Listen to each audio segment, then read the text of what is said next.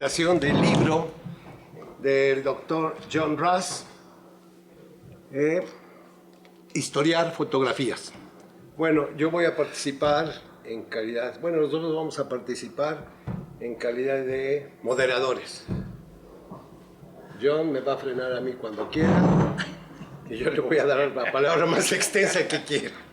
Pero en fin, así nos vamos a ir moderando. Fue publicado este libro por el Instituto de Investigaciones en Humanidades de la Universidad Autónoma Benito Juárez de Oaxaca, dentro de su colección El Edén Subvertido.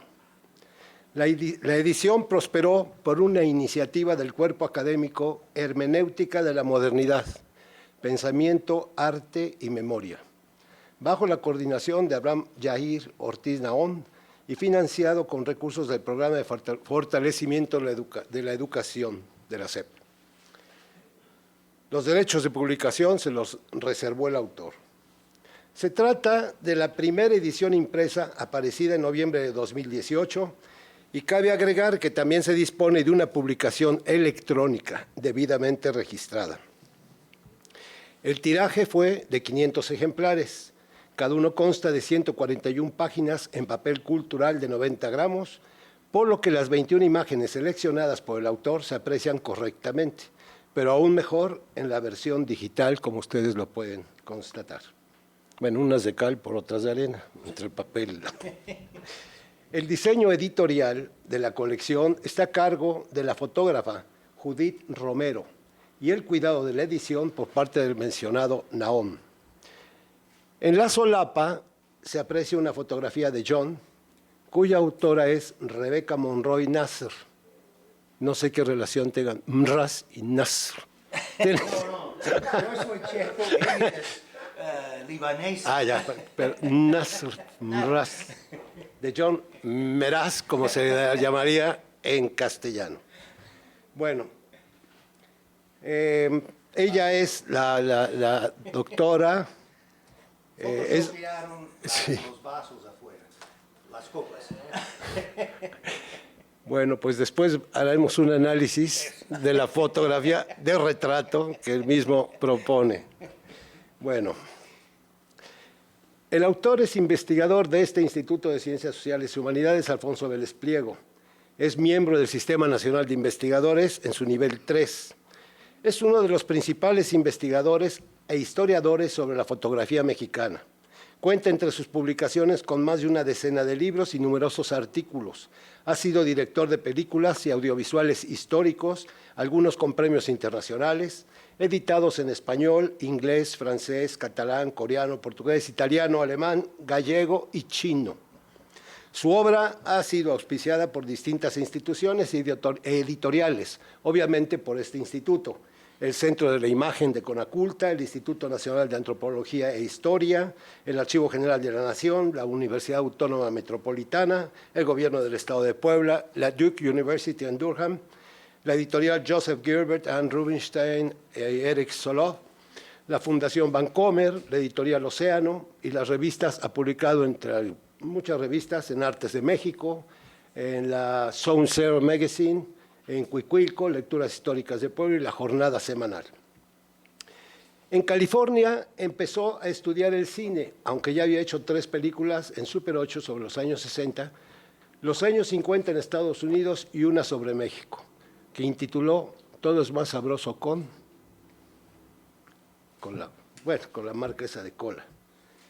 Y eso para demostrar los niveles de culturación o gringación, como tú le llamas, agringación de la cultura mexicana. Bueno, algunas de sus publicaciones en papel las enumero a continuación, desde las primitivas, primigenias, del 82, del 89, a las más recientes. En calidad de esclavas, obreros en los molinos de Nixtamal, los hermanos Mayo, el 1 de mayo y la fotografía de la clase obrera, Tina Modotti, La mirada inquieta. Es que esto da idea de cómo fuiste de un lado para el otro. No de un lado para el otro, pero su evolución dentro de la historia. Bueno, la última de las últimas serían Fotografía de la Revolución Mexicana, Fotografía e Historia en América Latina y Looking for Mexico, Modern Visual Culture and National Identity. Retratos fotográficos en los mexicanos, esto es 2.500 años de retrato en el 2017. Bueno, este libro contiene una presentación escrita por Abraham Nahon que lleva por título Hacer investigación desde las fotografías. La conceptualización de la obra se manifiesta a través de los títulos de los capítulos, o más bien de los temas que el autor desata. El primero, ver fotografías históricamente, una mirada mexicana. Aquí el autor señala que vivimos en un mundo hipervisual, resultado de la invención de imágenes técnicas, la fotografía, el cine, el video y la imaginería digital, que han transformado completamente el intercambio de información y todo el medio ambiente visual. Raz identifica la cultura visual moderna como aquella que resulta de las imágenes y los sonidos técnicos. Sus rasgos característicos son la credibilidad, la difusión masiva y la creación de una cultura de las celebridades.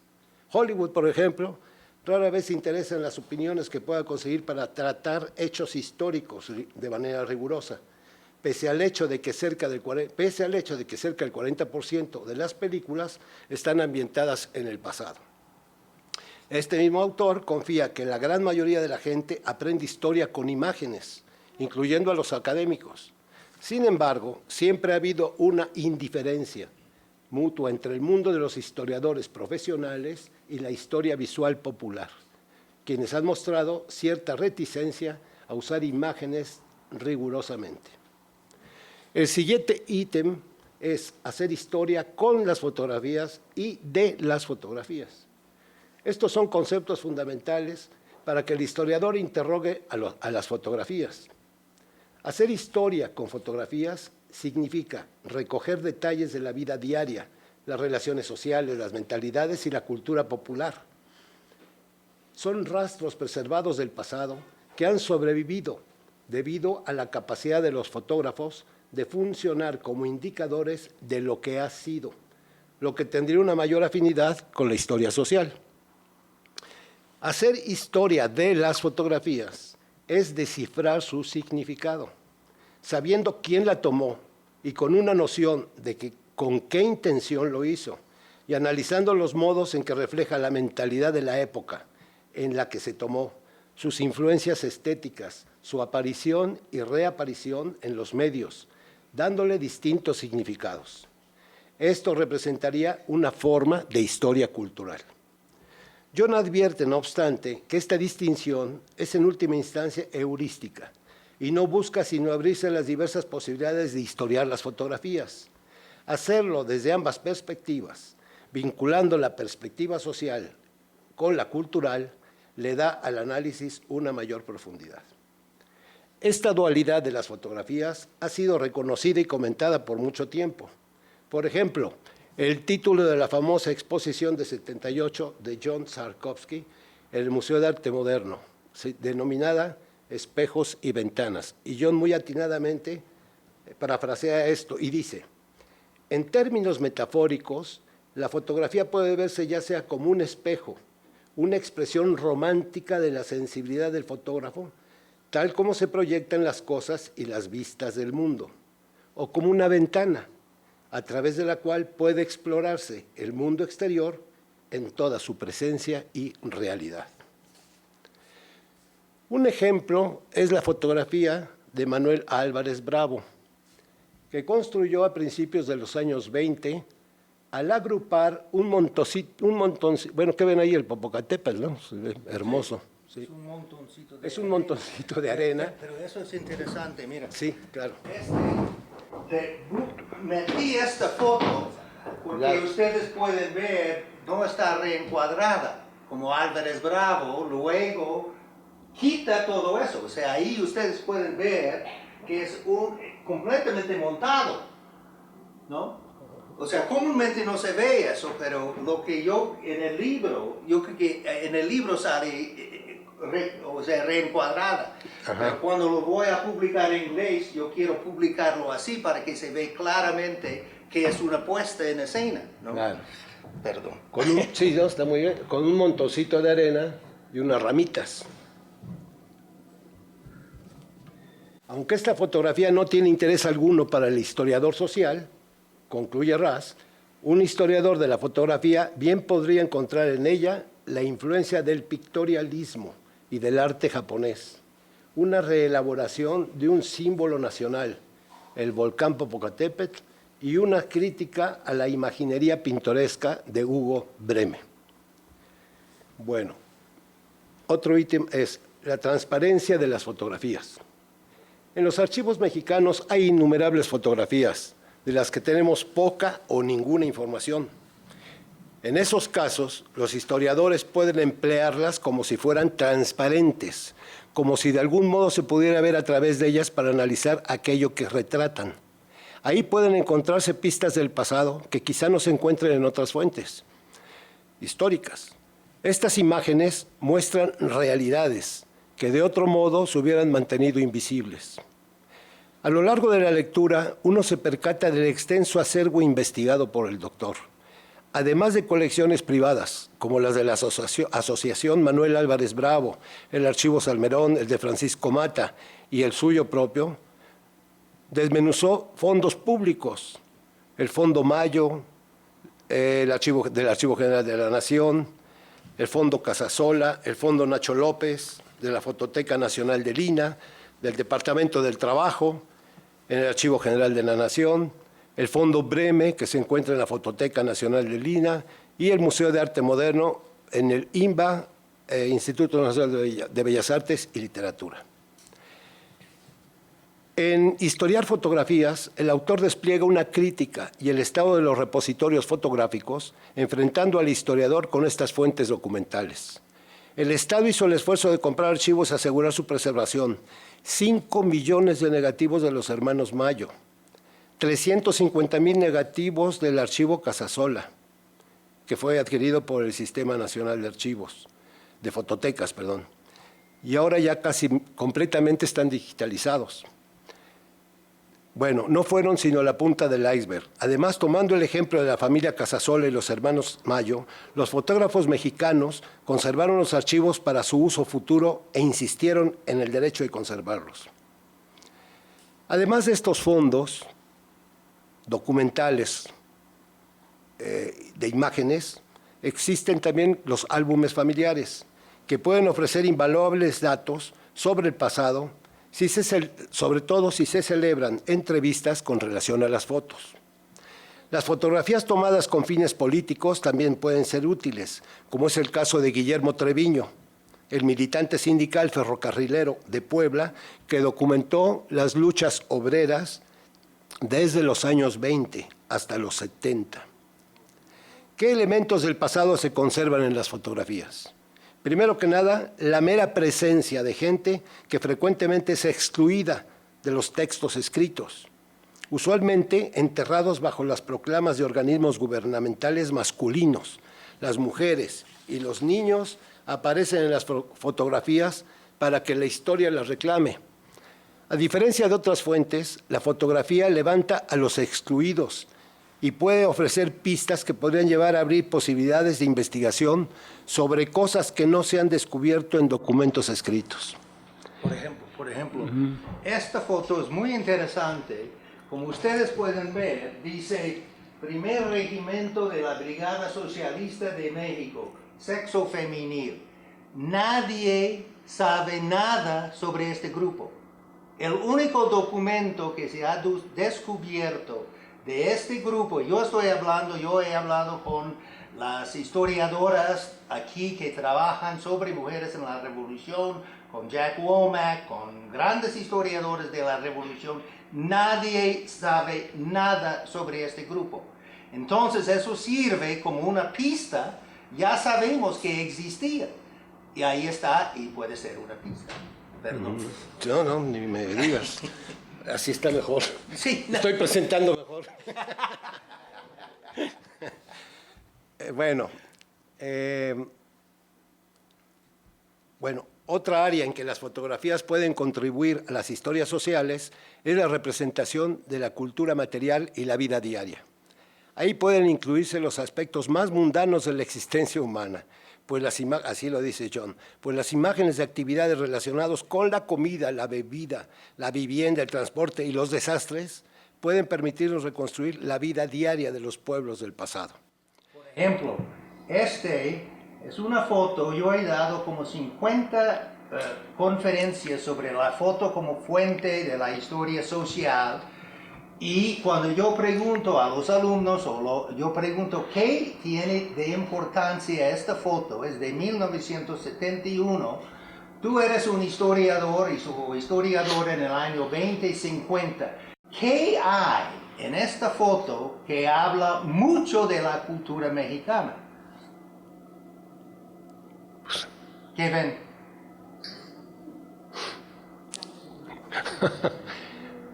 Siempre dicen, ay, mira los pantalones que son más anchos, el pelo es largo, hay los símbolos feministas. Lo interesante aquí es el tipo con la camisa de Boston en medio. Cuando yo llegué a México y yo trabajaba en la televisión, en los altos de Jalisco, yo veía todo el mundo andando con camisetas que decían propiedad de los Dallas Cowboys. Y yo decía a los con los cuales yo trabajaba, oye, ¿qué es eso? Me decían, ¿qué? ¿De qué estás hablando? Yo dije, propiedad de los Dallas Cowboys. Eso se llama neocolonialismo cultural. Sí. Pero nadie lo ve. Sí, ¿no? Bueno, las fotografías también preservan los paisajes urbanos y su transformación, así como los rurales y el impacto ecológico, como quizá ningún otro medio podría.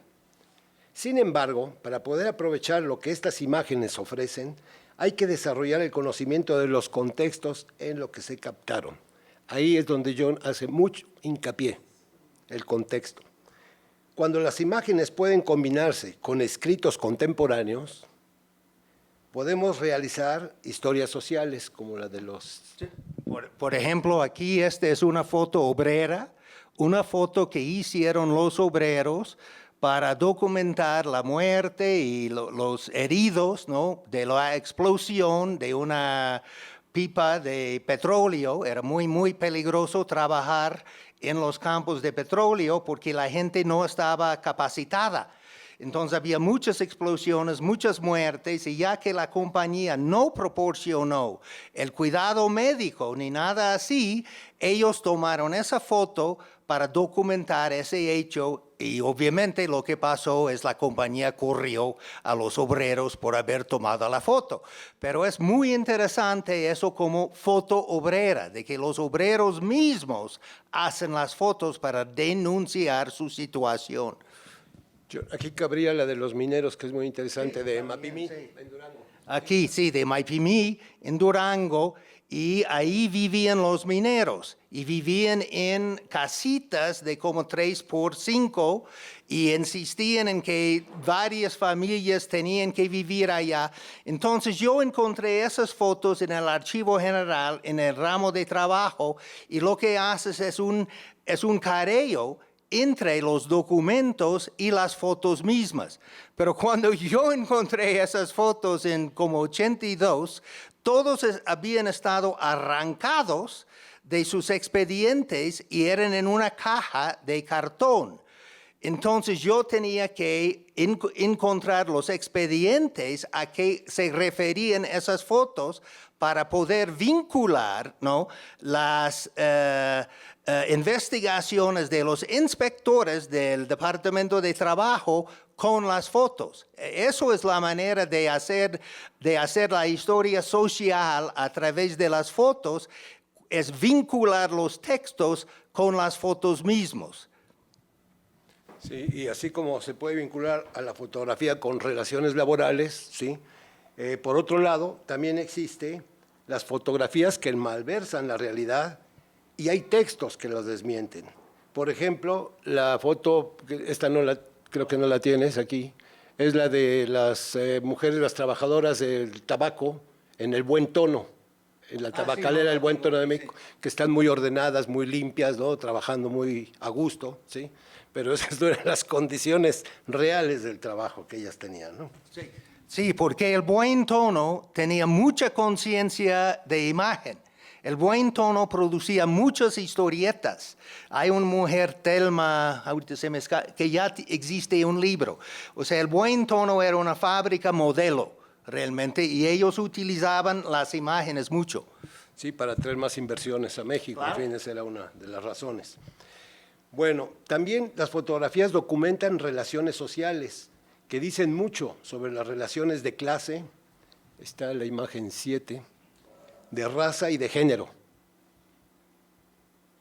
Bueno, aquí de género, eso me encanta de género. Esta es muy buena. Sí, porque lo que me encanta de esta foto es que ahí están los niños ya metidos en sus rollos, sus papeles de género, ¿no? El niño jugando a ser un trajinero, la niña realmente lavando ropa. Pero cuando pusieron un título en un libro de Ina, dijo, niños lavando ropa. No, el niño no está lavando nada. Sí, ese es el peligro de los pies de página, ¿no? Sí. Que la imagen es enorme, dice mucho, pero el pie de página acorta Sí. y limita el análisis de... Entonces hay que tener cuidado con el pie de página. Bueno, pero hay que darle un título corto, ¿no? Es otra cosa. Sí, es complejo. Bueno, también las fotografías pueden documentar expresiones o mentalidades particulares. Por ejemplo, esta es muy buena, ya, la pareja en oriental. ¿Por qué razón? Sí. O sea, cuando hice la película, hecho sobre reales, la historia de los ferrocarrileros mexicanos, decidí meter una microhistoria en medio sobre el pueblo de Oriental, que está en medio de la nada, en el desierto aquí, y no hay nada que hacer, pero nada. No hay tiendas, no hay restaurantes, no hay cines, no hay nada. Pero entonces el centro de la vida es el ferrocarril. Y ahí pueden ver hasta que fueron las parejas para fotografiarse en el patio del ferrocarril. Bien.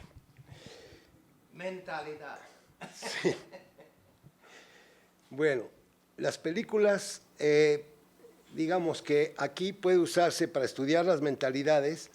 Hay un problema que sitúa John acerca del psicologismo en el análisis de los retratos sobre todo, y bueno, es un retrato de una pareja, pero hay algo que es muy interesante y muy sugestivo, e intenta uno hacer psicologismo a través del retrato, como el daguerrotipo de una pareja, está buenísimo, que, bueno, tú lo mencionas, bueno. Bueno, lo voy a leer, ya nos imaginaremos. Sí. Las películas, las lentes eran parsimoniosas. La gente pudo no parecer feliz porque no podía sostener la sonrisa durante todo el tiempo que duraba la exposición. Entonces podía salir movida.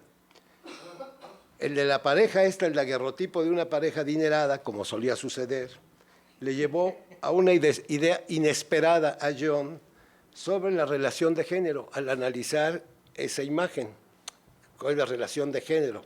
Pero aquí no se trata finalmente de una relación de género, sino simplemente que la mujer está aburrida de tanto esperar y parece que quiere desechar al marido, ¿no? No. Pero el marido está muy contento. Muy contento, sí. Es que se tardó mucho para hacer un daguerrotipo. 10 minutos. Si ustedes, por eso nadie sonríe en las fotos viejas, porque una sonrisa se hacía borrosa, ¿no? Entonces tenías que mantener, y hasta que había cosas de metal para apoyar la cabeza, ¿no? Entonces, cuando me invitaron a hacer un capítulo para un libro de banco sobre retratos, digo yo, no me interesan los retratos, pero descubrí un mundo. Y el mundo que descubrí es este daguerrotipo. Y es muy interesante porque, como digo, o sea, son 10 minutos. Ahora bien, la mujer no parece muy cómoda. Y el hombre sí, o sea, pobrecita, ella no solo tiene que aguantar, no, sea ella por 10 minutos, tiene que aguantar a su esposo que está acostado sobre ella. Es un abuso. Es un abuso. Bueno, la cultura popular y las actividades recreativas también se han preservado en fotografías. Por ejemplo, se nota en fotografías como unos mineros aparecen leyendo fotonovelas, que es una forma cultural que está desapareciendo ante la introducción de redes sociales. Están leyendo la fotonovela antes de entrar a la mina, así como están rodeados de pósters de rubias pálidas, lo que podría analizarse como una expresión del gusto sexual de ese momento. Las historias gráficas es otro asunto. Pero antes de que sigas, aquí pueden ver, o sea, las actividades, ¿no?, de fin de semana. En este caso es la Semana Santa. Si tienes dinero, sales del DF. Si no tienes dinero, tienes que ir a un balneario lleno de gente. Y a mí me encanta esta foto de Matarrosas, Francisco Matarrosas, que se llama El Panzazo. Que ya se vislumbra. Bueno. Sobre las historias gráficas. Aunque la transparencia, como se ha mencionado ya, de las fotografías, parecería ofrecer un medio ideal para documentar la historia social, la vida cotidiana, las relaciones sociales, las mentalidades y la cultura popular, en México han servido para construir narrativas históricas visuales épicas, totalizadoras y oficialistas, cuya presencia en la cultura mexicana es constante. El autor ofrece una historiografía de la historia gráfica de México, la cual cuenta con una larga tradición. Este tipo de historias ilustradas remiten al culto a los líderes y sus gestas político-militares. Esta categoría no incluye a soldados, campesinos y obreros anónimos. Estos grandes catálogos fotográficos podrían servirle a los historiadores, tanto a los profesionales como a los aficionados, como una fuente de sus estudios en historia social. Pero las narraciones de las historias gráficas están hechas de machos, mitos y mentiras. No lo digo yo, lo dice él. El autor se interroga lo siguiente: ¿qué nos dicen estas imágenes de la historia? Nada, pero aportan un metatexto que analizar. Su insistencia visual en que la historia la hicieron e implícitamente la siguen haciendo los grandes hombres. Las mujeres rara vez aparecen en las series de historias fotográficas, pero una con la que siempre puede contarse es con Adelita, la soldadera, un mito icónico central de la lucha revolucionaria. En este aspecto, John Ras es un verdadero iconoclasta, o más bien deshacedor de mitos. Quizá puedas mencionar algo sobre el Zapata elegante o sobre la Adelita para ilustrar estos estereotipos que son convenciones en la historiografía. Sí, en mi libro Fotografiar la Revolución Mexicana trato con 5 íconos de la revolución. Una es la Adelita. Y siempre se decía de la Adelita no es una soldadera. Bueno, hay problemas, ¿no? Porque la Adelita, las soldaderas iban arriba de los vagones o debajo de los vagones o dentro de vagones de cargo, pero nunca de vagones de pasajeros. Entonces, la mujer que llamamos Adelita está parada en un vagón de pasajeros. Entonces, en algún momento yo sugerí que quizá fuera prostituta, de los oficiales federales, pues no me gano muchos amigos. Eso, pero hay que desmistificar las fotos. De hecho, es muy claro que no fuera soldadera. Las soldaderas, como digo, iban en otras locaciones. Pero puede ser que era cocinera, si todavía existían los carros de cocina, o probablemente era simplemente una mujer que vendía comida a los soldados antes de que saliera el tren de la estación. Ya sabemos cuándo se hizo, es desde abril de 1912, cuando las tropas maderistas iban al norte a pelear con la rebelión orosquista.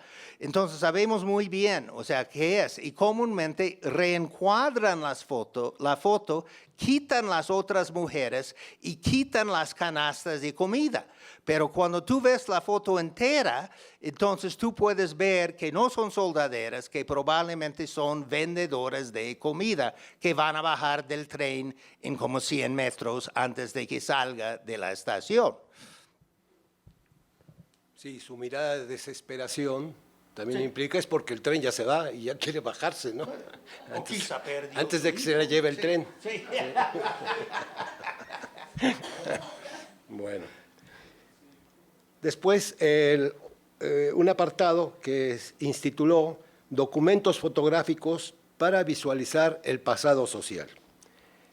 La capacidad de la inclusión involuntaria de detalles es un factor significativo cuando se considera la aportación que la fotografía puede hacer a las historias sociales. Como un producto de la reproducción mecánica, la fotografía tiene la singular capacidad de incluir detalles que el propio fotógrafo no tenía intención de documentar, lo cual permite al historiador descubrir cosas que eran invisibles para el autor de la imagen.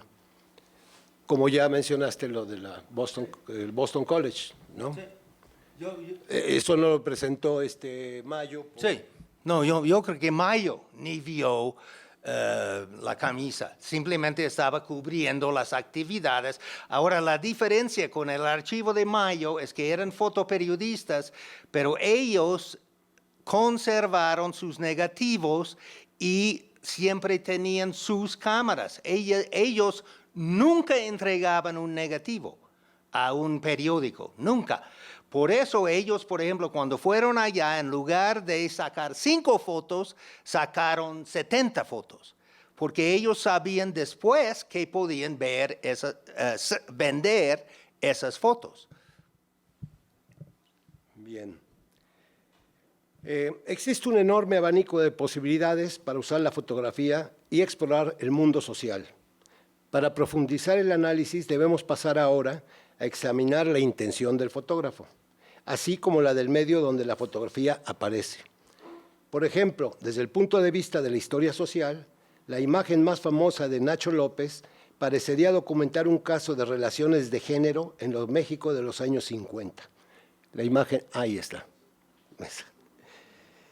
Sin embargo, para determinar la utilidad de esta imagen como una aparente ventana al modo en que los hombres y mujeres se trataban mutuamente en público en la Ciudad de México en esa época, debemos enfocarla desde la perspectiva de la historia cultural, en donde se vuelva más importante el cómo la fotografía representa el piropo y cómo esa representación encaja en la narración cultural más amplia que pone en escena. La fotografía es un retrato tajante y frecuentemente reproducido del machismo mexicano, una de las características definitorias de esta cultura.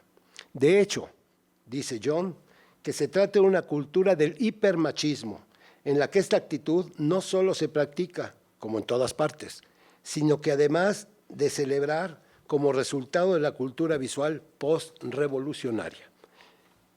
No sé si tú quieras abundar. Bueno, el machismo es un fenómeno cultural latino que es una de las preocupaciones que se denotan a lo largo de tu narrativa del libro. Bueno, el machismo existe en todas las sociedades.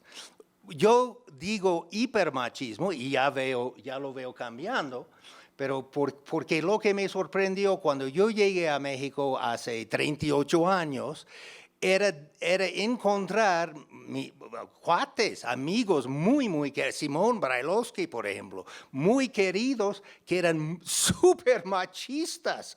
O sea, en los Estados Unidos, o sea, nunca encontrabas, digamos, un hombre de la izquierda, un hombre letrado en la universidad que iba a hablar como hablaba, por ejemplo, Simón o otros, cuando yo trabajaba en televisión, el productor, cuando sabía que mi esposa era Eli Bartra, pues ya era para joder el gringo, ¿no? Entonces él decía, yo quiero una camiseta que dice super, macho power. Entonces, eso para mí, por eso yo digo hipermachismo. Todas las sociedades son machistas, pero en México yo encontraba una celebración del machismo que no existía necesariamente de hombres de nuestra clase en los Estados Unidos, por ejemplo. Pueden pensar como quieren, pero no lo van a decir. Muy bien. Bueno, John desarrolla 2 últimos capítulos. La conclusión, en donde manifiesta o más bien recapitula sobre sus posiciones críticas que expresa a lo largo de todo el texto, y finaliza con el segmento más amplio al que dedica 52 páginas, que es el que se llama Fotografías históricas, géneros, funciones, métodos y poder, en donde hace una interrelación entre todo lo que ha venido desarrollando en el tipo de fotografías, los géneros, los subgéneros, en fin, y en donde se manifiestan ejemplos de todo esto, la metodología aplicada y la relación con el poder y los intereses de distinto tipo.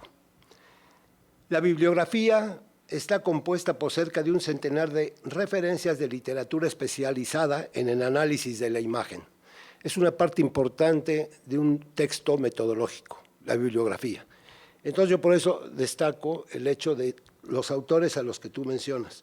Con excepción de Octavio Paz, con El laberinto de la soledad, que yo recuerde, la bibliografía está compuesta por literatura especializada, por académicos norteamericanos e ingleses, catalanes, brasileños, y el resto es de autoría mexicana. Es un libro que recoge toda la experiencia acumulada del autor, abunda en conceptos y definiciones. El lenguaje es singular. En él se refleja el deseo del autor por adentrar a historiadores y humanistas en el aprovechamiento de esta fuente a través de miras y esquemas metodológicos sobre el tratamiento de las fotografías y de manera fundamental en el fotoperiodismo, cuyo análisis reside en un careo, como lo dijiste, entre lo que fueron las intenciones del fotoperiodista y las del medio en que las imágenes se publicaron. El contenido del texto hace honor al título del libro. En suma, combinar las historias que se hacen de la fotografía con las que se hacen con la fotografía ofrece nuevos modos de estudiar el pasado.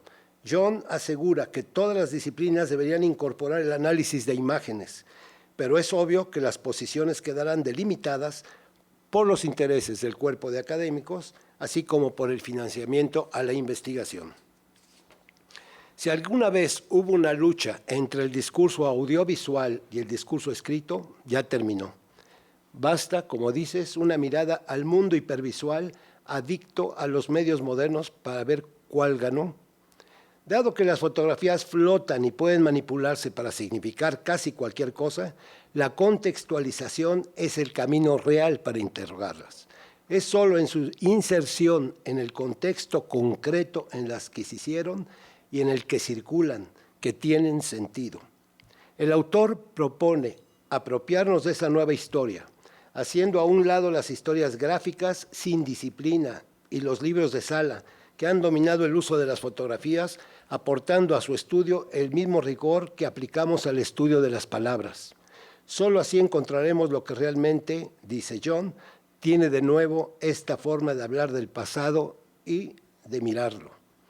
El autor dedica algunos párrafos muy interesantes acerca del desprendimiento de la historia de la fotografía de la historia del arte y el posmodernismo y la fotografía, rebatiendo el sentido de anteponer la teoría y excederse en cuanto a posicionarse fuera de las categorías de cada disciplina. Russ escribe lo siguiente: creo que los historiadores y los historiadores del arte tienen una relación distinta con la teoría. Nosotros la usamos como un andamio para construir la obra. Una vez terminada esta, retiramos el andamiaje teórico para que la obra pueda apreciarse mejor. Los académicos, bajo la influencia de la teoría postmoderna, suelen forzar las imágenes en los moldes que sirven a sus propósitos. Las fotografías se vuelven ilustraciones de sus teorías en lugar de objetos de investigación. Bourdieu calculaba que la mayoría de los fotógrafos son los que registran rituales familiares. Desde que la tecnología digital puso cámaras en las manos de casi todos, podemos asumir que hoy el porcentaje de fotografías familiares y de amistades es aún más alto. Se puede calcular generosamente, dice John Ras, que la fotografía de arte cubre cerca del 5%. Y es mucho, ¿no? Creo. Es mucho. ¿Qué hacer con el otro 95%? ¿Qué clase de metodologías utilizar para lo que podríamos describir como géneros? Pues cada uno requiere de una metodología particular para ser analizado. Aquí el uso del concepto género tiene un mecanismo heurístico que tiene como objetivo diferenciar entre los tipos de fotografía y así ayudar al desarrollo de metodologías para examinarlos dentro de ese contexto. John destaca la presencia de distintas naturalezas, que serían como subgéneros de género, en fin. Pues funciones. Funciones, ok. El fotoperiodismo, la fotografía familiar, la fotografía imperial y subalterna, el retrato, la fotografía revolucionaria, posrevolucionaria, indígena, indigenista, fotografía obreros y de obreros y por obreros, la fotografía políticamente comprometida, los paisajes silvestres y urbanos, la fotografía científica, científica social, la fotografía que captan los cuerpos de seguridad, la publicitaria, la pornografía, la de modas, la organizativa, arquitectónica e industrial, urbana, etcétera, etcétera, etcétera. Los géneros fotográficos o funciones se establecen por varios factores, por quien los capta, por el contexto histórico y geográfico en que se realizan, por los modelos que retratan, por las convenciones estéticas que emplean y por los usos que se les dan, así como a los que están destinados. Obviamente hay diversos elementos sumamente variables que funcionan para diferenciar los géneros. Desde luego, es crucial entender que la asignación de género solo es útil, dice John, si reconocemos su subjetividad y se deberá reconocer que existen traslapes entre ellos, los géneros, y los registros pueden pertenecer a diferentes géneros, dependiendo del análisis que se realice. El autor narra sus experiencias de manera muy ocurrente, evocadora y salpicada en el texto, sobre el trayecto de su vida profesional, las instituciones visitadas, las relaciones establecidas que ensancharon su derrotero, los objetivos, el tránsito de la historia de la fotografía, Tina Modotti o Nacho López, sus visiones, intenciones y códigos, al estudio de la fotografía, pasa al estudio de la fotografía mexicana, a la historia gráfica, la historia social desde la fotografía y, en fin, al fotoperiodismo. Este ofrece la oportunidad de unir dos polos de la fotografía, el informativo y el expresivo, o sea, llevar una doble cámara. En la medida en que esta relación tiende hacia lo informativo, la imagen sigue siendo un documento, que es lo que ocurre en el fotoperiodismo tradicional. En la medida en que se inclina hacia lo expresivo, se convierte en un símbolo descontextualizado como arte. El mejor fotoperiodismo, confía el autor, se logra cuando lo expresivo y lo informativo coinciden para crear una metáfora, una imagen que aporte información sobre un suceso, pero que al mismo tiempo encarna una fuerza estética que le permite trascender su contexto inmediato, transformando su particularidad en una representación de verdades mayores y más generales.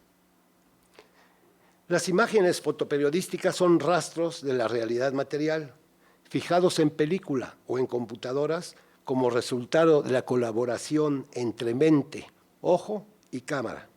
La verdadera clave del fotoperiodismo es tener la agudeza de visión que permita descubrir los fenómenos del mundo y la capacidad técnica que permita capturarlos. En su modelo, los fotoperiodistas se distinguen de los fotógrafos de prensa por el hecho de que usualmente trabajan en revistas. Esto les permite dedicarle más tiempo a una historia, captar y publicar más imágenes y construir una narrativa. Este especialista crea sucesos, ya sea construyendo la escena o componiendo el ensayo de sus archivos. Entre estos dos extremos se encuentran variedades inagotables de fotografía espontánea o dirigida.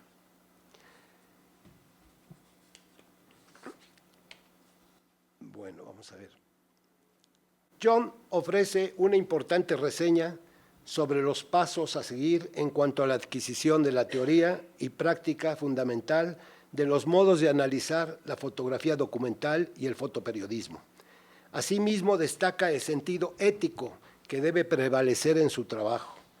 Dado que las imágenes que registra son irrefutables y duraderas, la primera versión de la historia, lo único que deben crear son documentos.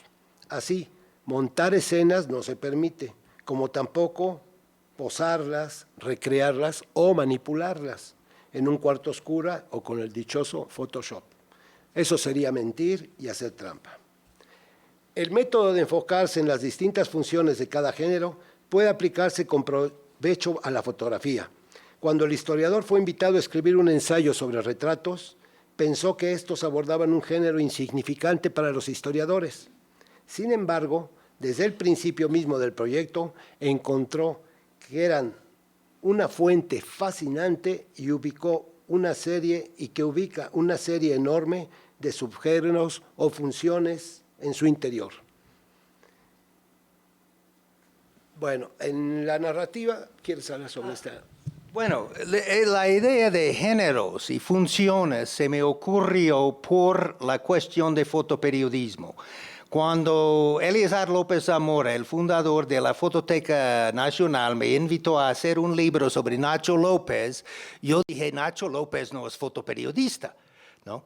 Ahora bien, este es un enorme problema porque el fotoperiodismo es es una gama muy amplia.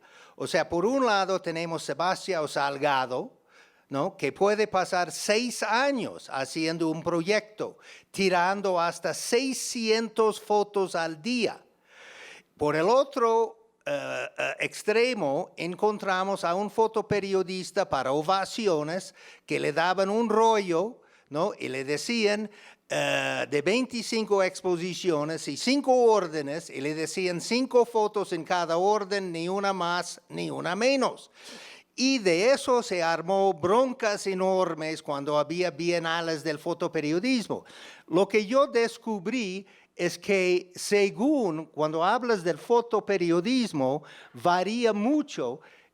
Por ejemplo, es diarismo. O sea, Mayo fue y cubrió el zafarrancho en el Zócalo en 1958, ya tenemos la fecha exacta, pero eso es diarismo. Mayo no tuvo ningún control sobre el acto fotográfico y tampoco sobre cuál foto iban a escoger ni nada. O sea, él fue, cubrió, sacó la foto, entregó varias fotos, no negativos, porque son Mayo, y eso es diarismo. Ahora, esto sería básicamente fotoperiodismo, pero ya de revistas. Nacho López dice que pasó 4 semanas en las delegaciones del DF para hacer Si trabajas en una revista, por ejemplo, un periódico está armado en función de textos. Una revista está armada en función de imagen. Es muy diferente. Entonces, ahí, por ejemplo, Nacho pudo pasar 4 semanas y Nacho pudo escribir también el texto. Ahora bien, yo llamaría fotoensayo, porque eso, o sea, en este caso, por lo menos Nacho está haciendo un reportaje. Va a la delegación, saca la foto. Aquí sería más bien un fotoensayo. Mayo dijo, llévate este maniquí por la calle y a ver cómo la gente mira al maniquí. Son fotos dirigidas. O sea, él está armando un puesto en escena. Este es también otro fotoensayo. La publicó Nacho en un fotoensayo, yo también he sido niño bueno. Es la Navidad, pero yo soy niño pobre, entonces no me va a tocar regalos. Esta foto es de Nicaragua en 1948, no es de la Ciudad de México en 1950, cuando publicaron ese fotoensayo. O sea, él simplemente fue a su archivo, agarró fotos y armó un ensayo con fotos. Decía reportaje, no era reportaje. Y este es para mí lo más interesante. Eso yo llamaría documentalismo, documentalista. Y en ese caso, realmente el fotógrafo está haciendo exactamente lo que le pega su regalada gana. En este caso, lo interesante es una foto de Mayo, pero no es un orden de trabajo, porque esta foto se encuentra en un apartado, imágenes de la ciudad, donde hay 500,000 de negativos, así sueltos. Y obviamente Mayo iba a cubrir algo, vio a la niña vendiendo chicles fuera del metro, ¿no? Y sacó la foto. Pero qué buena foto. O sea, realmente está tirando desde arriba hacia abajo, o sea, atrapa a la niña, o sea, está atrapada no solo en la jungla de concreto, ¿no? Que es el DF, está atrapada en esa vida, porque no puede ir a la escuela, tiene que vender chicles. Entonces es una metáfora mucho más amplia de lo que parece, y realmente yo no creo que hemos dado todavía a los mayos lo que merecen. O sea, yo creo que fueron grandes fotógrafos. Pero cuando yo vi en el fotoperiodismo, yo dije, eso, o sea, como ustedes pueden ver, no es una cuestión de quién la hace, es su función en este momento. Entonces, si separamos las fotos indigenistas, por ejemplo, en un género, vamos a encontrar muchas funciones. Y eso es una nueva metodología que yo quiero introducir ya en el libro, ya sobre la fotografía indigenista, ya sobre la foto revolucionaria, ya sobre la foto de la izquierda. Pero también quería mencionar, esto es para mí muy interesante, o sea, esta foto, por ejemplo, si estuviéramos aquí trabajando, la foto como si fuera transparente, como si fuera un documento para la historia social, entonces nos diríamos, bueno, eso es una representación de relaciones entre mujeres y hombres en México en los 50, 53. Ahora bien, pero si realmente queremos profundizar en ese análisis, tenemos que preguntar cómo está fotografiado este acto. Bueno, en primer lugar está fotografiado en un ángulo en contrapicado, da mucho poder a la mujer. Los hombres no se echen encima, ¿no? Ella se siente poderosa. El piropo, pues ¿a quién le molesta el piropo? A las mujeres les encantan los piropos en la calle, ¿no? Eso es lo que está diciendo la foto. Digo, por el poder que le da a esa mujer Nacho en la foto. Aquí hay una foto de una mujer, Ruth Orkin, fotografiado en ángulo impicado, la atrapa, además todo viene encima. Los edificios vienen encima, los italianos vienen encima, un italiano agarra su entrepierna, mientras el mexicano agarra su corazón, ¿no?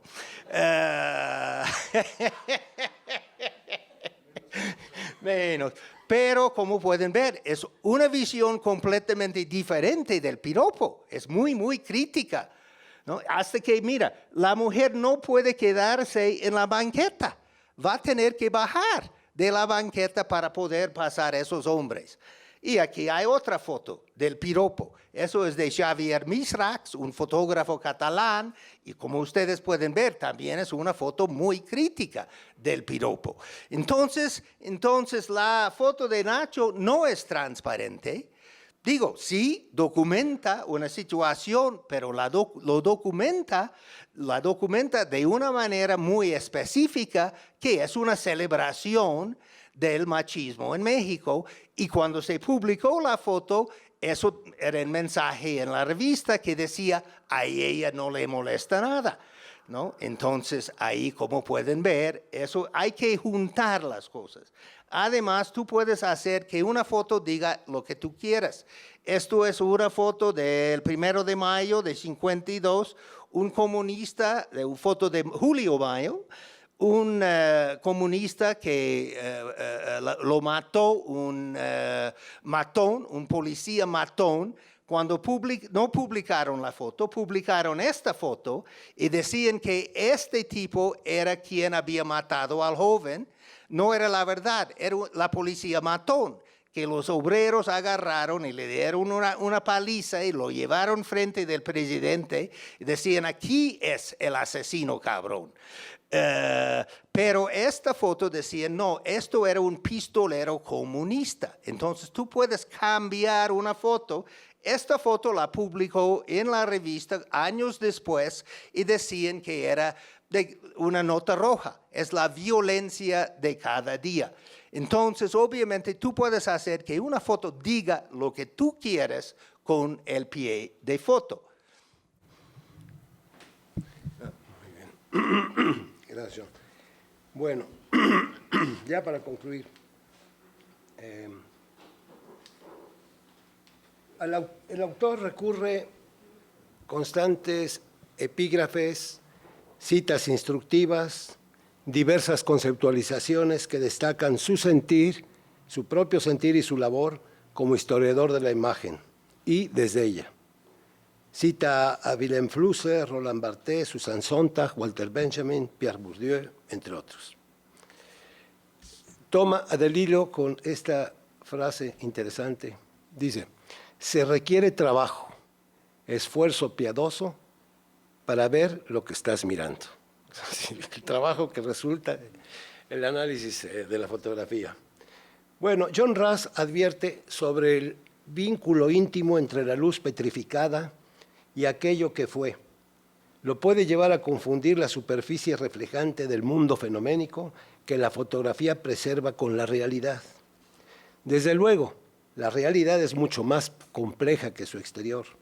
La fotografía puede compararse al océano. Su superficie ciertamente forma parte de su realidad, pero sus profundidades son abismales y difícilmente pueden adivinarse con solo mirar la superficie. La relación de la fotografía como imagen técnica y como índice con la realidad es, pese a todas sus limitaciones, distinta a la de otros medios visuales. Uno de los objetivos de la obra es ayudar a descubrir modos en que los historiadores pueden ordenar esta enorme masa de documentos históricos para enseñarnos cómo incorporar rigurosamente las fotografías a nuestra disciplina. John confiesa que su esperanza es descubrir algunas de las preguntas útiles y quizá ofrecer una que otra respuesta. Y concluye el texto parafraseando al poeta cubano José Lezama Lima. La grandeza del esfuerzo del hombre, la grandeza del hombre, más bien, es el flechazo, no el blanco. Aunque yo pienso que eso no pasó con William Tell. Muchas gracias.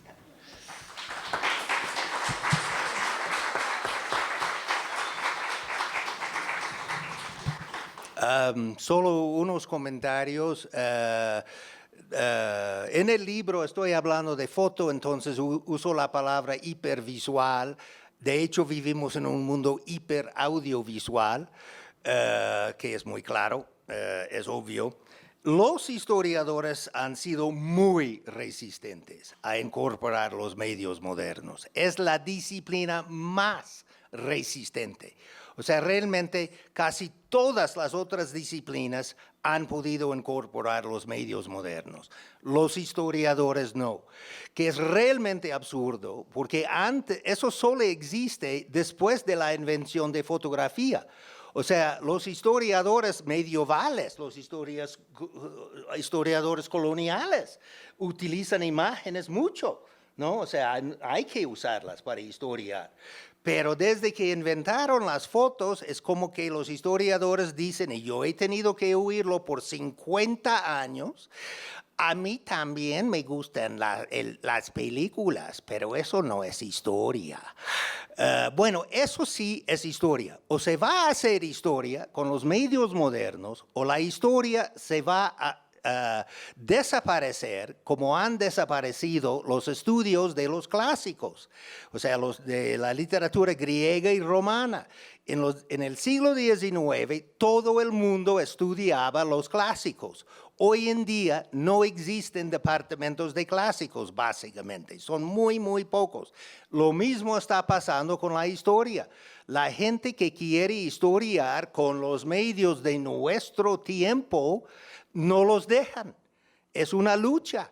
Entonces, ellos van a comunicación, van donde pueden, ¿no?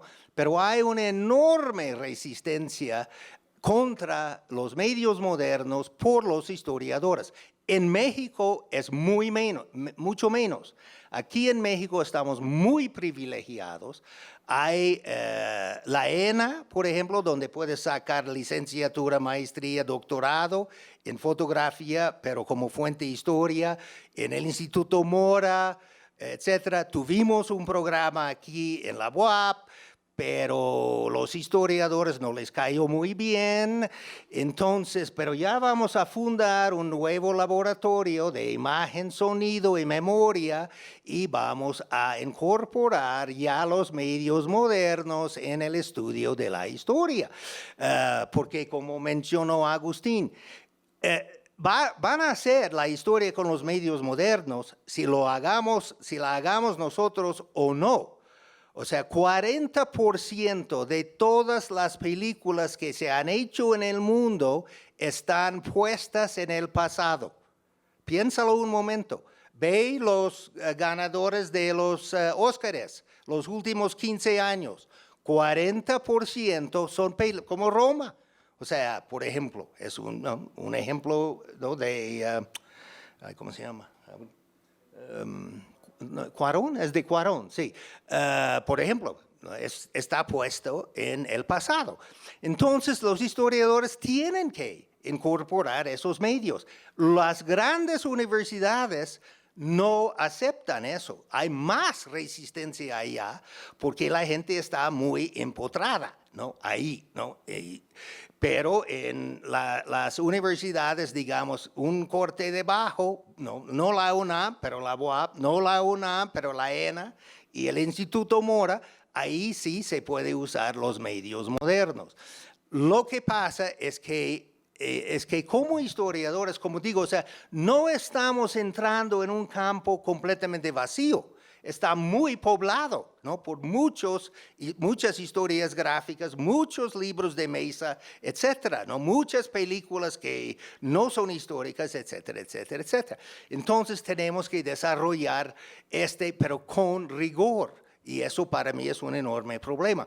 Hoy en día, lo que enfrentamos, por un lado, es que para estudiar la fotografía, básicamente la fotografía está estudiado como arte.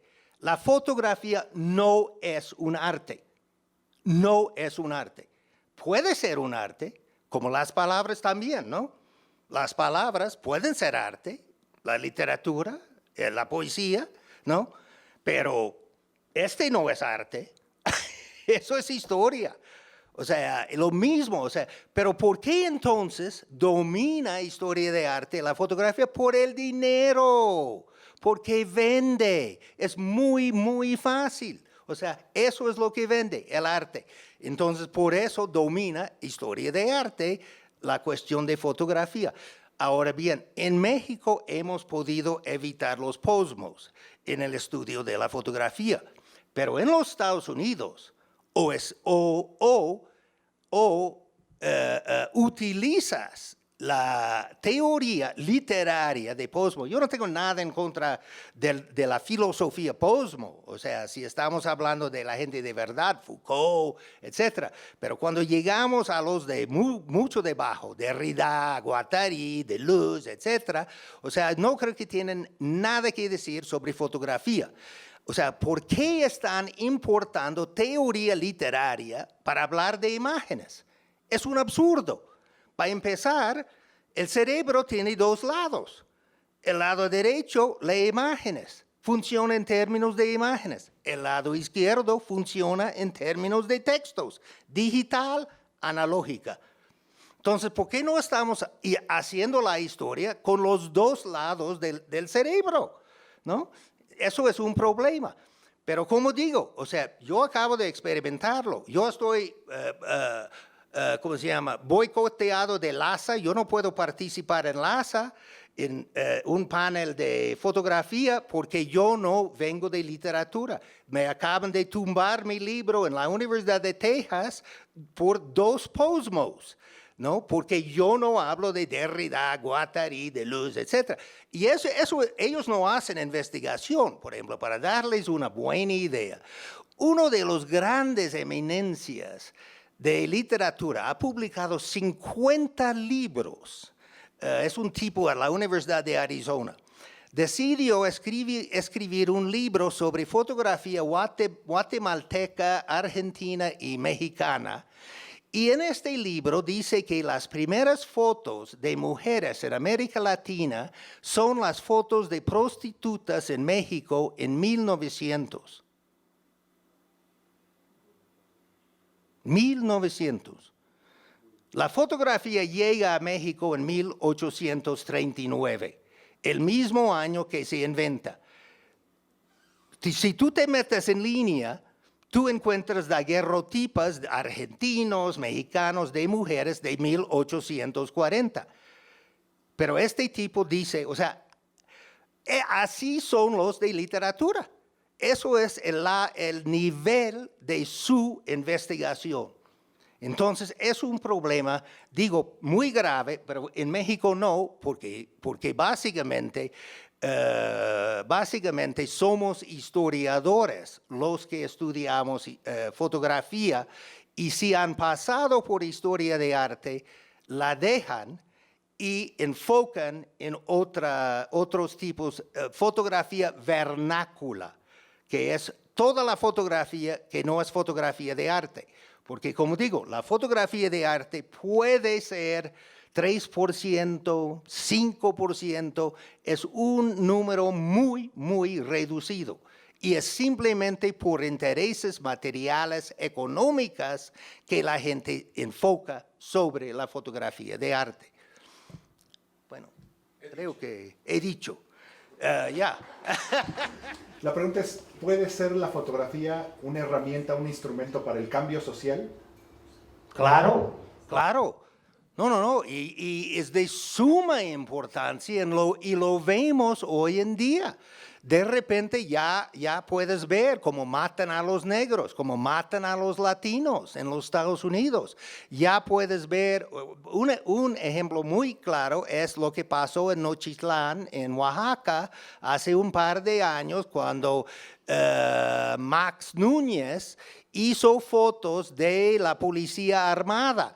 Y el gobierno dijo, no, la policía no estaba armada. Pues aquí está la foto. Y el gobierno dijo, esas fotos son trucadas. Ahí entramos en la cuestión de la digitalización. Y eso es muy interesante, porque en el principio de la digitalización pensábamos que eso iba a borrar las fotos como evidencia. Hay un artículo muy famoso que se escribió en 1984, El fin de la fotografía como prueba de cualquier cosa. Hoy en día sabemos, hay mucho más información en una foto digital que en una foto química, porque una foto digital lleva O sea, tiene como un footprint, una huella. La hora, la fecha que se tomó, cuál era la apertura, en qué cámara, etcétera, etcétera, etcétera. Entonces hay mucha más información en una foto digital que en una foto química. Y lo que pasó es que es muy interesante, cuando Max Núñez mandó las fotos de la Policía Armada a su agencia, mandó 2 fotos, la misma foto, la foto original y la foto reencuadrada.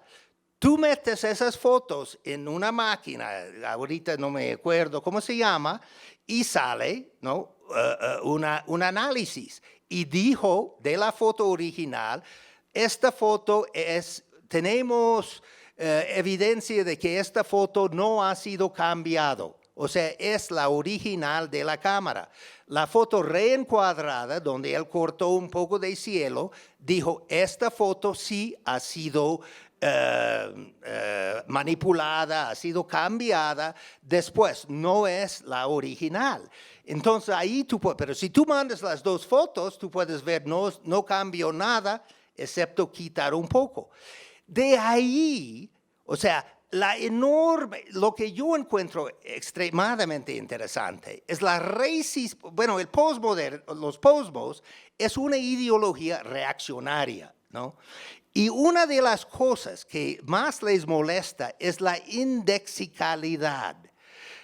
Una foto es un índice, o sea, para que tú haces una foto, algo tiene que estar enfrente de la cámara. Ahí está, ¿no? O sea, es un índice, que eso es muy diferente, ¿no? Que otro tipo de imágenes. Pero mucha gente que estudia la fotografía no quieren hablar de eso, que para nosotros como historiadores o como activistas sociales es lo más importante, porque con la foto puedes hacer denuncias y puedes comprobar lo que pasó. Entonces yo creo que es un instrumento absolutamente impredecible hoy en día. Sí. Fernando Báez Macías. Una felicitación, John, tu trabajo es interesante, también a la introducción que nos hizo el doctor Rajales, muy bien. Yo quiero preguntar algo, ¿en qué categoría queda la fotografía que se hacía a los niños que estaban muertos, o sea, la fotografía de personas de ese tipo?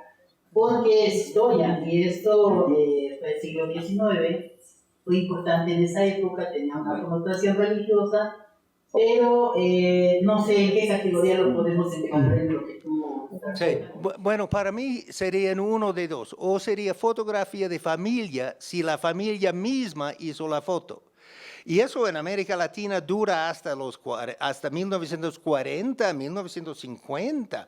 Se encuentra en toda América Latina. O sería foto de estudio, ¿no? Que fue un fotógrafo de estudio e hizo la foto. Obviamente es como en cualquier género en que las pongamos, tienen una función particular, ¿no? Es como para rememorar, ¿no? Como hay fotos de gente que van a ejecutar en la revolución, que la familia dijo, hazme una foto antes, hasta que ya hicieron fotos después también, ¿no? Entonces, yo diría que eso sería uno de esos 2 géneros, pero de ahí tendríamos que analizar cuál es la función, ¿no? Y eso sería lo interesante. ¿Pudiera hacer la diferencia entre la fotografía de arte y la fotografía vernácula?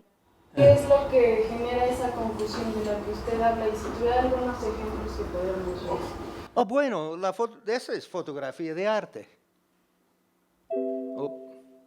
Este es fotografía de arte. Es una fotografía que Álvarez Bravo hizo con una intención artística. O sea, él se está expresando como artista. Entonces, para mí, si tú me preguntas qué es fotografía de arte, es una fotografía que entiende, o sea, que tú haces con una concepción de la historia de arte. Por ejemplo, en esta foto, encontramos, como dijo Agustín, varios elementos. Hay ahí una influencia de pictorialismo, que es un movimiento de arte en este momento que armó Stieglitz, básicamente, o sea, Stieglitz es quien realmente empieza la fotografía de arte, por lo menos en los Estados Unidos. De que, por ejemplo, cuando alguien vino a la galería de Stieglitz y vio la foto y dijo, ay, me gusta mucho, ¿cuánto cuesta una copia de eso? Y Stieglitz decía, ¿cómo que copia? No hay copia de esta foto. Esta es la única copia. Él quería vender sus fotos como arte, ¿no? Entonces, o sea, la intención es crear arte. En este caso, Álvarez Bravo estuvo consciente del movimiento pictorialista. Hay elementos ahí el pictorialismo tenía una influencia japonesa fuerte. Aquí tenemos bonsáis hasta cierto punto. Está muy consciente del tipo de fotografía pintoresca, folclórica, que está haciendo Hugo Brema, donde sale el campesino, su burro, magueyes y el popo detrás. Entonces, eso es una manera de criticar a la fotografía pintoresca. Eso para mí es la más importante de la fotografía de Álvarez Bravo. Es hacer fotografía antipintoresca. ¿Por qué es importante eso? Porque si eso es lo que así nos quieren representar, somos muy pintorescos los mexicanos, ¿no? Cuando yo he intentado circular exposiciones en el exterior, yo ofrecí en algún momento exposiciones a La Caixa en Barcelona, una exposición de Casa Sola, no. Una exposición de Nacho López, no, mucho menos. Una exposición de Tina Modotti, ahí sí se le fue el tren a la tonta, que ahora dirige un gran museo en París, pero no aprendió su lección.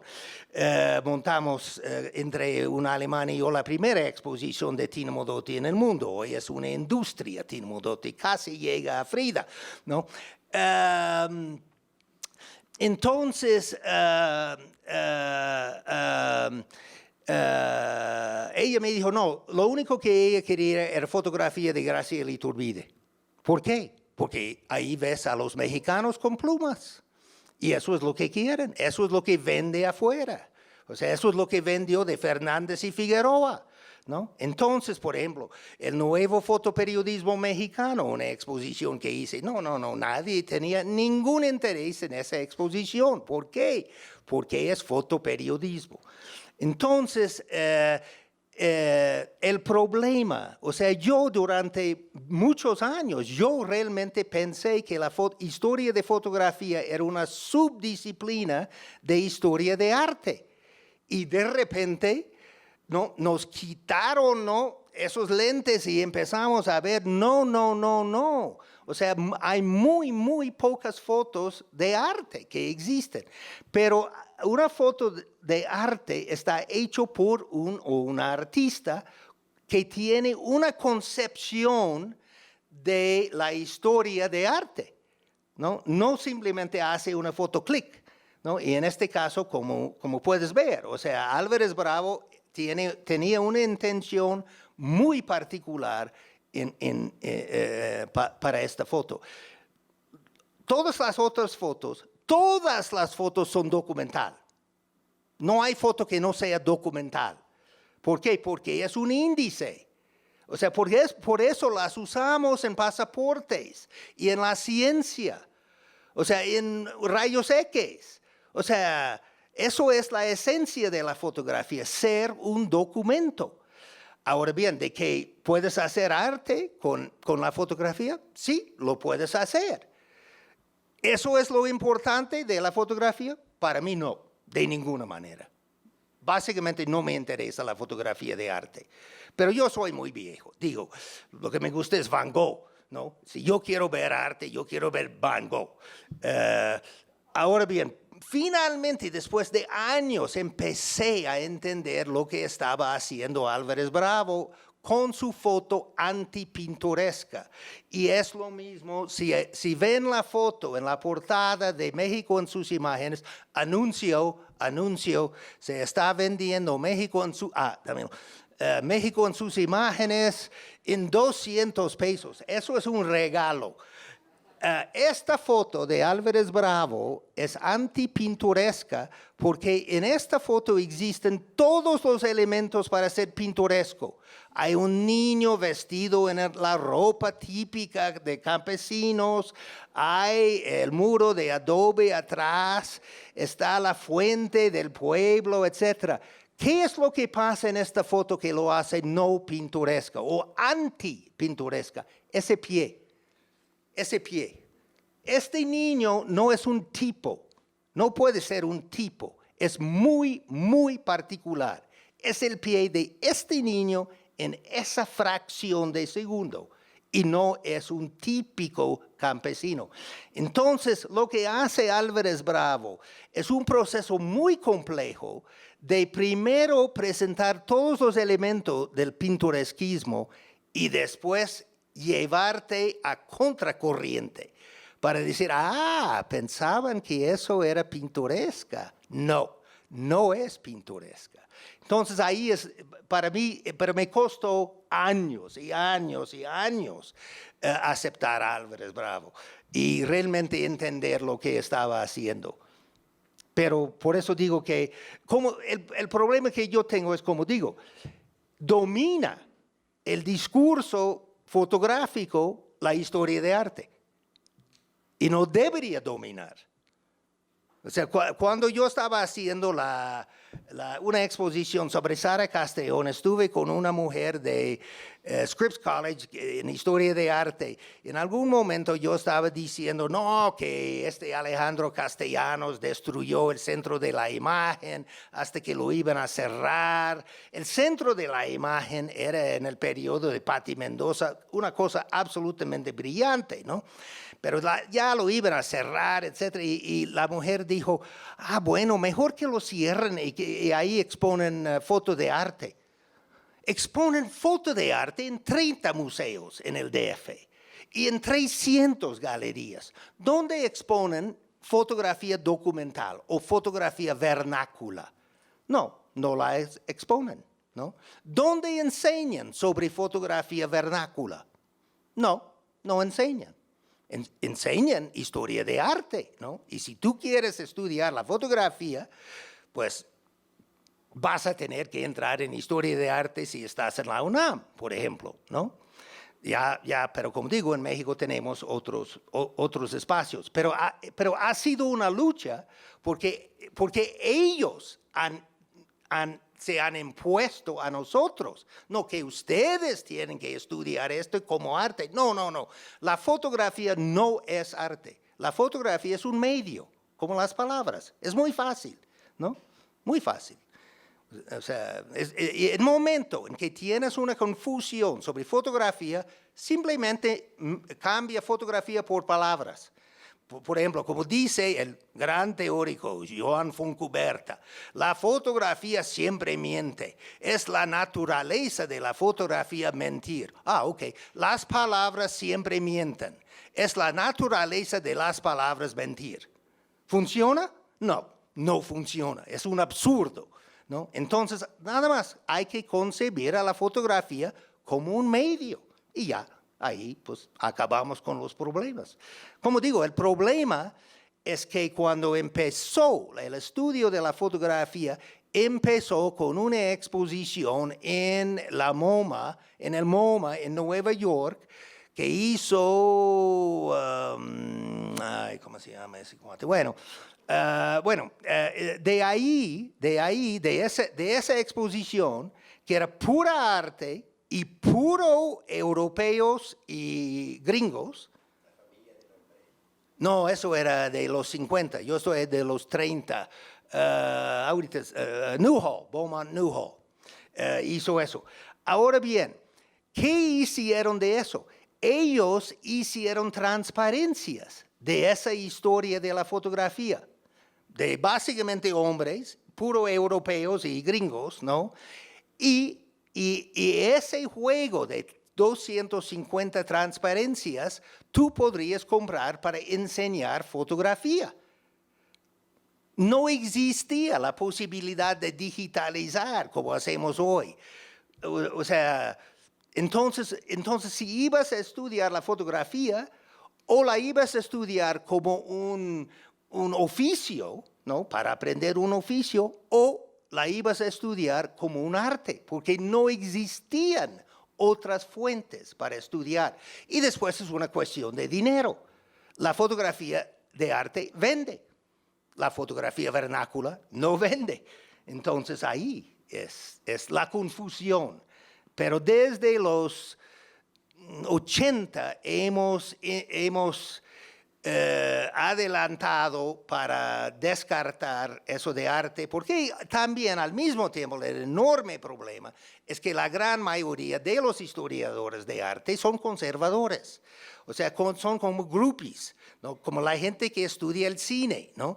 Entonces no vienen con un ojo crítico a la cosa. Es para celebrar, ¡oh, qué gran arte! ¡Ay, mira las sombras y lo blanco y negro! ¡Oh, qué precioso! ¿No? No. Entonces, por eso digo, ha sido una lucha para liberarnos, ¿no? de la historia de arte.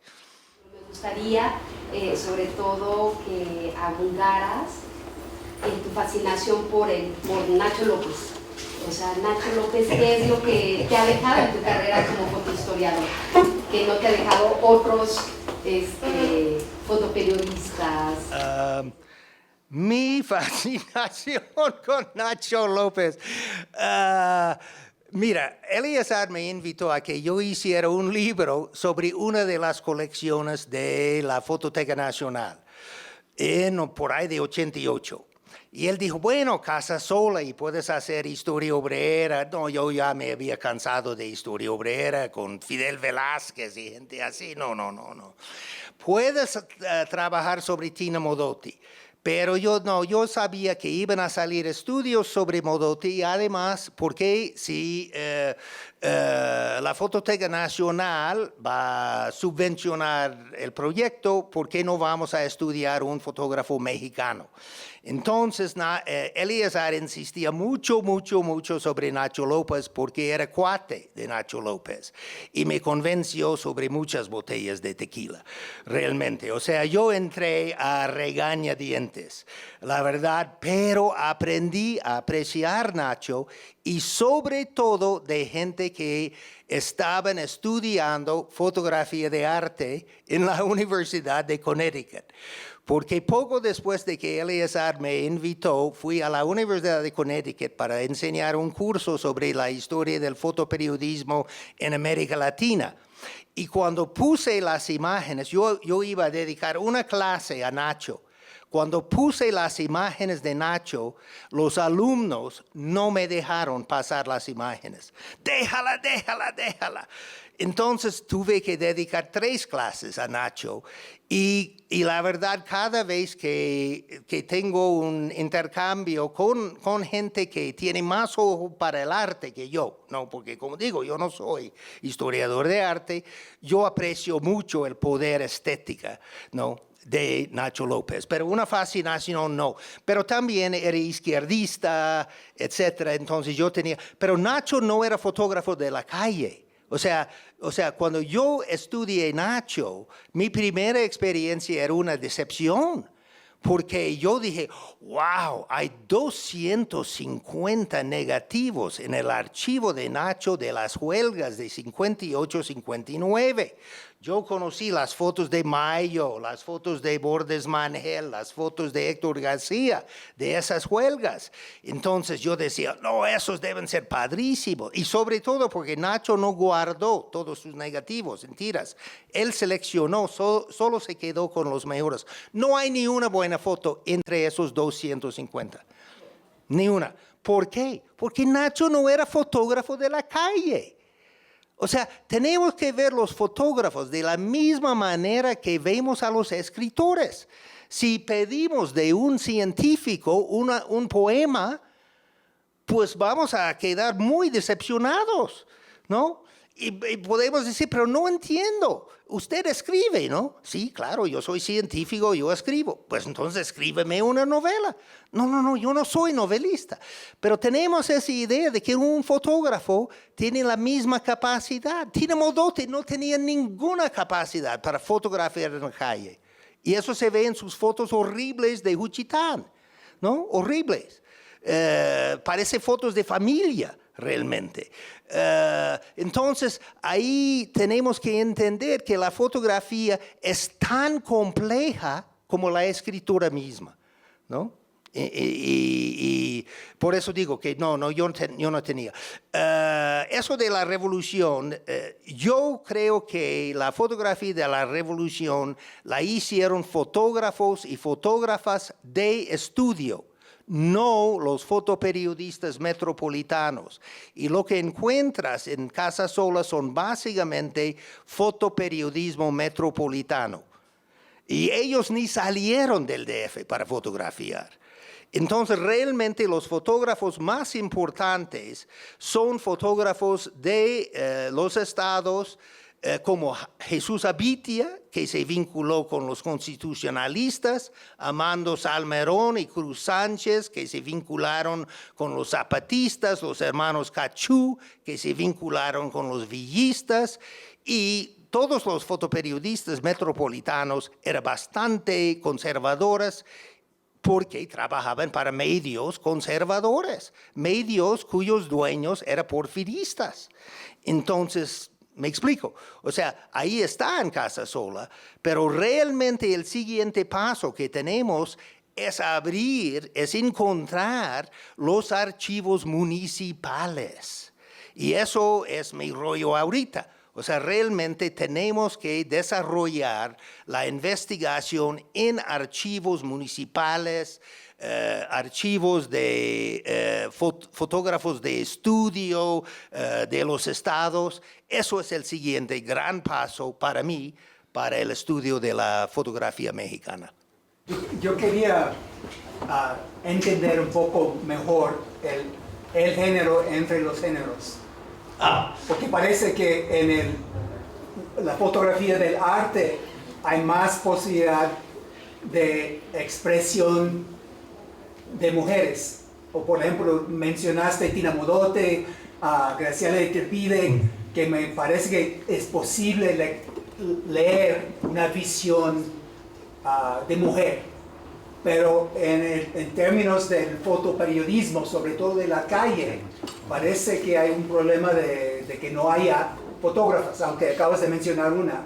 Elsa Medina, Ángeles Torrejón, Frida Hartz, Marta Zarac. Entonces la pregunta es, entre ellas, ¿se puede suponer una visión particularmente femenina? Con Ángeles Torrejón, claro. Ella fue a Chiapas para cubrir las neozapatistas y pasó 8 años fotografiando las neozapatistas allá. Y cuando llegó ella, Marcos se presentó y dijo, ¿y estás muy impresionado a verme? Y ella dijo, no, estoy bastante más impresionada con las mujeres que veo. Pero no, y Tina expresamente rechazó que lo que ella hacía era arte. Ella se dirigía expresamente, yo no hago arte, yo hago fotografía honesta. ¿Y qué era fotografía honesta? Era utilizar el medio reconociendo, tomando en cuenta todas sus posibilidades y todas sus limitaciones. Entonces, me explico, o sea, Tina era fotoperiodista más que otra cosa, no porque hacía foto en la calle, sino porque publicaba en el Machete. Entonces, sus mejores fotos realmente son fotos dirigidas, posadas en el Machete, y hasta que hay fotos compuestas, ¿no? De Tina. Si tuvo una perspectiva femenina, no sé. Eso digo, yo he trabajado bastante sobre Tina. Sería larga la discusión. Y hay muchos tinólogos y tinólogas hoy en día. Y a mí no me gustan, digamos, los campos apretados, ¿no? Entonces, y como digo, para mí lo más interesante es el fotoperiodismo. ¿Por qué? Porque tienes que funcionar dentro de un contexto muy concreto. O sea, tú no puedes simplemente decir lo que te da la gana, ¿no? Tú tienes que expresarte y al mismo tiempo documentar. Y ahí es para mí lo interesante, lo más interesante de la fotografía. Bueno, pues la última pregunta, que es la mía. Sí. ¿Ya tienen sed? Bueno, pues vamos a otorgarle un gran aplauso al autor de este libro.